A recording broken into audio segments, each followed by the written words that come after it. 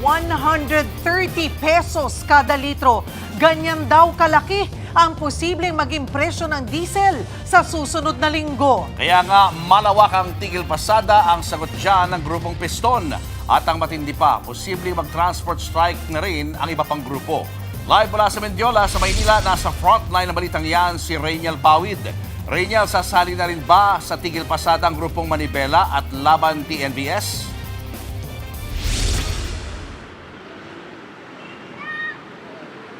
Julius, Cheryl, kung magtutuloy-tuloy nga raw yung pagsirit sa presyo ng produktong petrolyo ay tiyak na makikibahagi na nga sa malawakang tigil pasada itong Manibela at Laban TNVS. Ayon nga kay Kamodi, yung presidente ng grupong Piston, matapos yung kanilang pagwewelga o kilos protesta kagabi sa may Welcome Rotonda doon sa may Quezon City, ay agad nang gumulong yung dialogo sa pagitan niya kay Marvel Buena nitong Manibela at ilang leaders nga nitong Laban TNVS.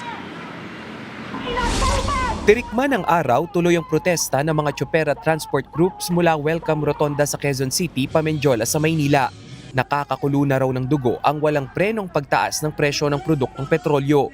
Ito na rin ang ikalawang araw ng tigil pasada ng grupong Piston. Pero kung wala raw magiging aksyon ng gobyerno, hindi malabong sumama na sa nationwide transport strike ang grupong Manibela at Laban TNVS. Nag-uusap na raw ang mga grupo. Dumadaing na sila kasi malaki na yung nawawala rin yung kita sa kanila. Mag-uusap, pag-aaralan, ano yung magiging ng petrolyo. Sabi naman ng Manibela, may iba pang grupo ang nagpahiwatig sa kanila para sumama sa tigil pasada.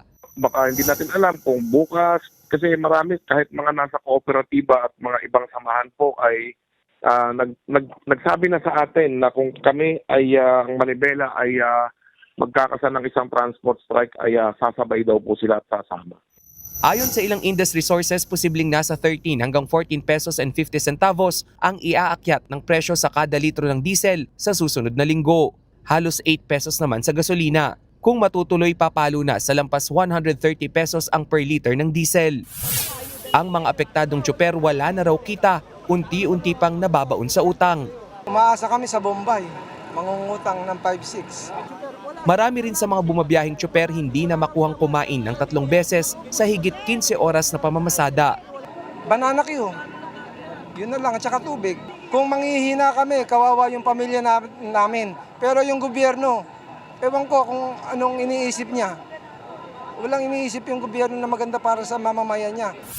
Kung ang Liga ng Transportasyon at Operator sa Pilipinas hiling na itaas sa 10,000 piso ang ayuda sa mga tsoper, ang Piston humirit na dapat daw mas malaki pa ang ibigay na ayuda. Sa atin, hindi dapat, hindi ganun kaliit pag tinignan natin. Marahil, pag inano mo nga, hindi dapat may higit pa sa 10,000 yan dahil doon sa laki nung nawala. Busina naman ng tsoper na si Jason bago pag-usapan ang halaga ng ayuda para sa kanila, ayusin muna ang proseso sa distribusyon. Yung 5,000 na yan, halos pinapahirapan po kami kung saan kami tinuturo. Meron sa LGU, sa City Hall, sabi naman ng City Hall, nangihingi pa ng voter's ID. Sabi naman ng DSWD, lisensya lang at kung ruta kung saan certified ka ng asosasyon. Una nang sinabi ng DSWD na driver's license at photocopy lang nito ang kailangan para sa ayuda.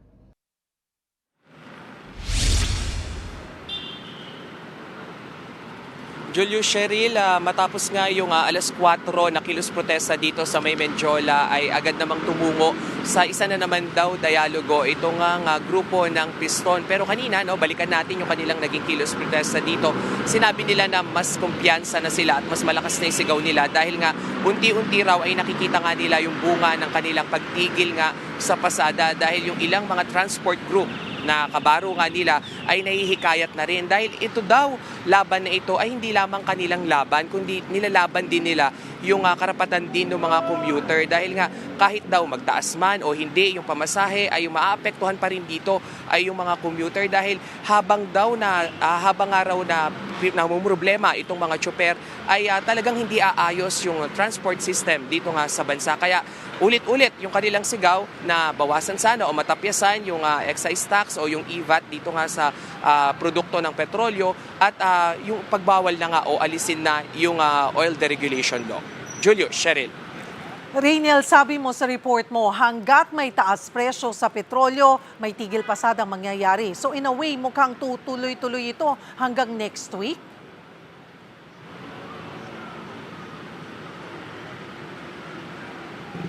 Cheryl, masyadong firm nga o matatag no itong sagot nitong mga transport sector kasi ayan din yung inulit-ulit natin sa kanila kanina. Pero itong grupong Piston pa lamang no at yung Manibela, without batting an eyelash o wala nang kurap-kurap, Cheryl, ang sinabi nila, itutuloy-tuloy ito dahil nga yung nakikita nilang trend ay hindi naman pumapabor sa kanila at sa taong bayan. Dahil kung titignan natin sa susunod nga na linggo ay panibagong taas presyo na naman. Kung ganito daw yung mangyayari ay magugutom na lamang sila sa kalsada. Kaya mas mabuti pa na pumunta sila dito nga sa mga kalsada, hindi para mamasada kung hindi para isigaw yung kanilang pino-point out no, o yung idinidiin dito sa gobyerno na umaksyon at aksyonan nga yung mga susunod pa na pagtaas ng presyo ng petrolyo. Cheryl.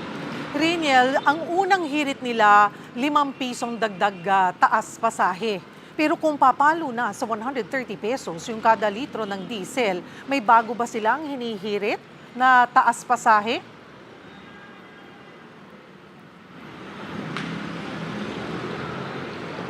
Cheryl, tinanong natin yan kanina dito sa Piston pa lamang, no? At yung sinabi nga sa atin ng Piston na kung yung una na 5 pesos ay, yun nga, mukhang hindi na napagbigyan talaga, ay gusto man nilang itaas sa 6 o 7 yung ihihingi nga nila. Kung tumaas na naman ito, ay hindi na raw ito yung kanilang prioridad. Ang prioridad na raw nila ngayon ay yung agaran nga na maalis na yung buwis. Para nga pag naalis yung buwis ay hindi na mamumroblema kung magkano ba yung itataas na pamasahe at hindi na rin mamumroblema itong commuting public naman sa kanilang mga sasakyan. Dahil sa usapin ngayon, Cheryl, ang sinasabi nila, tila nagbibingi-bingin o tengang kawali na itong gobyerno dahil kahit ano pa daw yung isigaw nila na taas presyo, kung magbigay man sila ng figure ay hindi naman nga daw ito napapakinggan. Cheryl. Rainiel, sabi ng palasyo kanina, hindi naman daw kasalanan ng Pangulo ang oil price hike. Kaya kung pwede, magtulungan na lang. Anong reaksyon dyan ng transport groups?